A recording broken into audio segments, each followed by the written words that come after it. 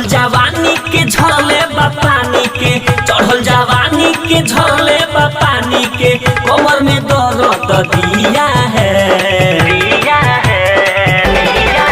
रात पिया ने ऐसा किया है, समन में धुआं फेंक दिया है। रात पिया ने ऐसा किया है, समन में धुआं फेंक दिया है। Vindhyavasini recording studio Delhi.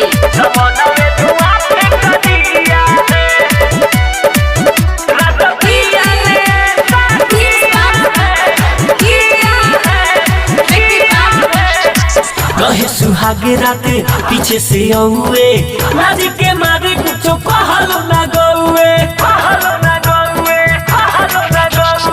कहे सुहागे रात पीछे से औए, लाज के मारे कुछ कहलो ना गौए। सैया पलानी में डलस परेशानी में, सैया पलानी में डलस परेशानी में, कैसे बताऊं डरा जिया है। रात पिया ने ऐसा किया है, समन में धुआं फेंक दिया है। रात पिया ने ऐसा किया है, समन में धुआं फेंक दिया है।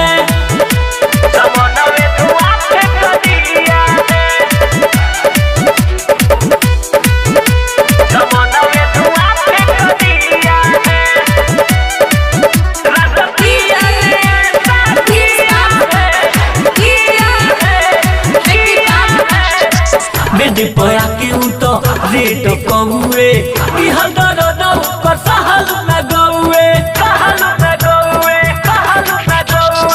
बेबी पया के उतो रेट कौए, इहल दर्द पर सहल न गौए। यूसुफ अस्ताब भी सहल भट तो, डीजे बरज से भी सहल भट तो, खेलाऊ पूरा देख लिया है। रात पिया ने ऐसा किया है, समन में धुआं फेंक दिया है। रात पिया ने ऐसा किया है, समन में धुआं फेंक दिया है। चढ़ल जवानी के झले बा पानी के, चढ़ल जवानी के झले बा पानी के, कमर में दर्द दिया है।